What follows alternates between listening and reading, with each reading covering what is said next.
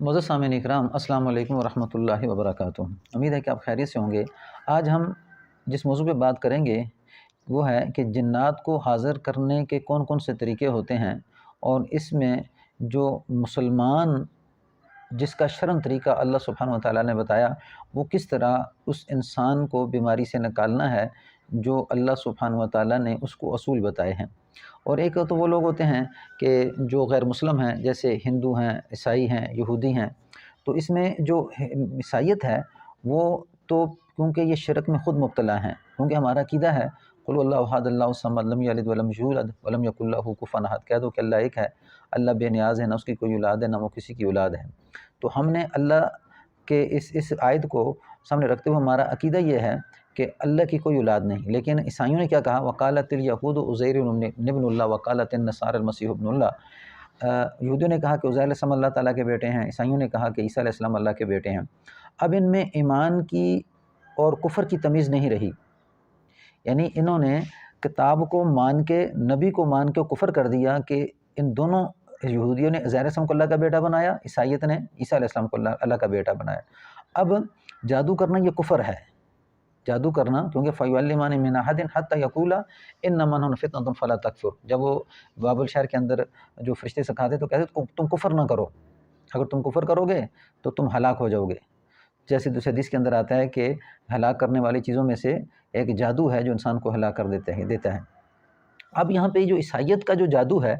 وہ تو کفر کے ذریعے سے ہے، یعنی وہ کیا کرتے ہیں کہ وہ شرکیہ کلام پڑھتے ہیں، پھر ان جنات سے معاہدے کرتے ہیں، اور پھر ان معاہدوں کو وہ کوئی جنات پورا کرتے ہیں، کوئی یہ پورا کرتے ہیں، اور پھر جنات کی مدد سے وہ اس علاج کو کرتے ہیں۔ یعنی اسی طرح ہندو مذہب میں بھی ایسا ہوتا ہے، عیسائیت میں بھی ایسا ہوتا ہے، یہودیت میں بھی ایسا ہوتا ہے۔ لیکن اسلام نے ہمیں کچھ اصول بتائے ہیں کہ وہ اصول جو ہیں وہ اصل بنیاد ہیں ایمان کی، اور انہی پہ کیا کرنا ہے، ایک مسلمان کا علاج کرنا ہے۔ تو ہمیں یہ حکم نہیں دیا گیا کہ تم جنات کے ساتھ معاہدہ کرو یا ان کے کوئی کام کرو۔ جیسے انسان جس وقت کوئی علاج کرتا ہے تو کہتا ہے جی تم ایسا کرو، بکرے کی سری لیا وہاں پہ پھینک ڈالو۔ تو یہ اصول قرآن نے نہیں بتائے، یہ اصول جادوگروں کے ہیں، اور یہ اصول ان لوگوں کے ہیں جو لوگ ایمان سے خالی ہو چکے، یعنی یہود و نصارہ یا ہندو مذہب یا کوئی بھی اور ایسا انسان جو مسلمان اپنے کو کہلاتا ہے لیکن وہ ایسے طریقے سے علاج کرتا ہے جو شرعاً جائز نہیں ہے، اور اس کا ایمان جو اس طرح سے جو جادو کرواتا ہے اس کا ایمان بھی خطرے میں پڑ جاتا ہے، اور جو اس طرح علاج کرتا ہے اس کا ایمان بھی خطرے میں پڑ جاتا ہے۔ تو اس کر کے اس سے انتہائی طور پہ بچنا ہے۔ عیسائی کیا کرتے ہیں؟ جنات کو قریب کرتے ہیں، اور قریب ہو کے کیا کرتے ہیں، وہ خود کیا کرتے ہیں کہ ان کی باتوں کو مانتے ہیں اور پھر ان سے کچھ باتیں منوا لیتے ہیں، اس طرح وہ ان کا علاج کرتے ہیں۔ اور اللہ نے جو ترتیب بتائی کہ ہم جس طرح آپ دیکھیں کہ حضور صلی اللہ علیہ وسلم فرمایا کہ پہلے دور میں ایسا ہوتا تھا کہ جو شیاطین ہوتے ہیں نا جنگل میں، جو جنات، تو کوئی وہاں پہ لوگ جاتے تو وہ ان جنات کی پناہ مانگتے۔ تو آپ سے جب یہ پتہ چلا تو تم ایسا نہ کیا کرو، بلکہ اس وقت اللہ کی پناہ مانگا کرو، کہ جب تم اللہ کی پناہ مانگو گے تو یہ جن اور شیطان سوکھ کے مکھی کی طرح، چڑیا کی طرح ہو جاتا ہے، اور اس کا حوصلہ نہیں بڑھتا۔ لیکن جب تم ان کی پناہ مانگتے ہو تو وہ حوصلے میں اور بڑھ جاتے ہیں، اور پھر وہ بجائے اس کے کہ تمہارا کیا کرتے ہیں اور زیادہ نقصان کرتے ہیں۔ تو اس کر کے آپ صلی اللہ علیہ وسلم نے اس سے منع فرمایا کہ تم کیا کرو، اللہ کی پناہ مانگا کرو، جنات کی پناہ نہ مانگا کرو۔ تو اکثر لوگ کیا ہوتا ہے کہ پھر ہمارے جو معاشرے میں رواج ہے کہ ہم جنات کو قابو کر کے کچھ ہوتا ہے جی ہمیں اس کا علاج کریں مریضوں کا، تو جب وہ چلہ وغیرہ کرتے ہیں تو اس طرح چلہ کرنے سے مریض کیا ہوتا ہے، وہ جو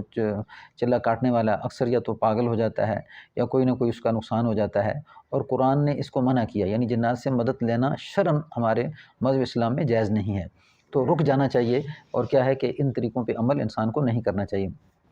اسی طرح یہ جو جنات ہوتے ہیں تو ان کی کوئی حد ہوتی ہے کہ انسان کے ذکر و اذکار کرنے کی وجہ سے، اللہ کو یاد کرنے کی وجہ سے ان کا مسلمان کے اوپر جلدی جلدی کنٹرول نہیں ہوتا، تو یہ اس حد سے آگے نہیں جا سکتے، یعنی اس حد سے آگے نہیں بڑھ سکتے، اور اسی حد کے اندر رہ کے وہ کام کرتے ہیں۔ اگر ایسا ہوتا تو یہ پھر بینکوں کو لوٹ لیتے، اسی طرح بڑے بڑے خزانے لوٹ لیتے، لیکن اس لیے ایسا نہیں ہوتا کیونکہ اللہ نے ان کی حدود مقرر کی ہیں۔ اچھا، اسی طرح جو علاج اصول جانتے ہیں نا ان کے لیے یہ بات ہے کہ جس کے جسم میں کوئی جن وغیرہ ہو تو علاج کرے وہ انسان، یہ معالج کے لیے ہم انسان کے لیے نہیں ہے کہ عام انسان اتنا جلدی سمجھ نہیں پاتا کہ اس کے اصول کیا ہیں اور کس طرح اس انسان کے بدن سے جن کو نکالنا ہے جس کے جسم میں وہ جن چاہ چکا ہے۔ تو اس میں کیا کرے کہ اذان جو ہے وہ کوشش کرے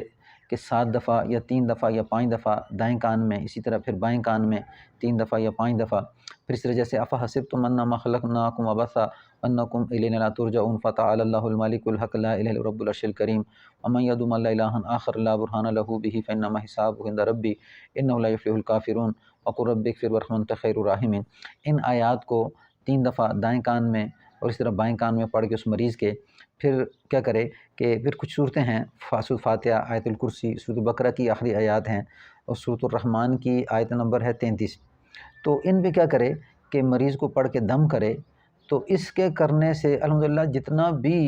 کوئی ایسا جن ہے جو بندے پہ حاضر نہیں ہو رہا تو الحمدللہ وہ حاضر ہو جاتا ہے، اور پھر اس سے یعنی کہ حاضر کر کے تو انسان مریض کا علاج کر سکتا ہے۔ لیکن یہ وہی لوگ ہیں کہ جو اس کام کو سمجھتے ہیں، ورنہ اگر آپ مریض کو اس نیت سے دم کرتے ہیں کہ جنات کو حاضر کریں تو پھر اس صورت میں پھر آگے علاج نہ کر سکے تو مریض کو نقصان ہوتا ہے، کیونکہ فرمایا اعوذ بکلمات اللہ التامات من غیظہ وغضبہ وعقابہ من شر خلقہ ومن ھمزات الشیطان ان یحضرون، کہ یعنی کیا کہ میں اللہ تیری پناہ مانگتا ہوں کہ جنات کے حاضر ہونے سے، یعنی شرعاً جو طریقہ علاج ہے وہ جن کو حاضر کرنے کا نہیں ہے، لیکن لوگوں میں عام رواج ہے کہ جی وہ جن کو حاضر کرنا ہے، اور پھر اگر جن کو حاضر نہ کیا جائے تو سمجھتے ہیں جی علاج کرنا نہیں آتا۔ تو اصل اس کا علاج طریقہ قرآنی یہ ہے کہ پھر اس مریض کے اوپر جو دم ڈالا جاتا ہے، اس دم کی طاقت اتنی ہوتی ہے کہ وہ مریض برداشت نہیں کر سکتا، پھر اسے کوئی ورد وغیرہ بتائے جاتے ہیں، اس کا طریقہ علاج پھر جس وقت تک وہ چیز بدن سے نہیں نکلتی تو اس کا علاج جاری رہتا ہے۔ لیکن الحمدللہ کہ جس وقت وہ جن بدن میں حاضر ہوتا ہے تو جو صحیح علاج کرنے والا آدمی ہوتا ہے تو وہ الحمدللہ اللہ کی جو دلائل اللہ نے بتائے ہیں، کیونکہ اللہ نے لفظ کل کے ساتھ فرمایا کہ کہہ دو، یہ قرآن ہدایت بھی شفا بھی ہے، تو اس جن کو سمجھایا جاتا ہے، اس جن کو ڈرایا جاتا ہے کہ تجھے جو کر رہا ہے نا حکم عدولی کر رہا ہے، اور پھر آگے جو سمجھانے والا ہے اگر تقوی میں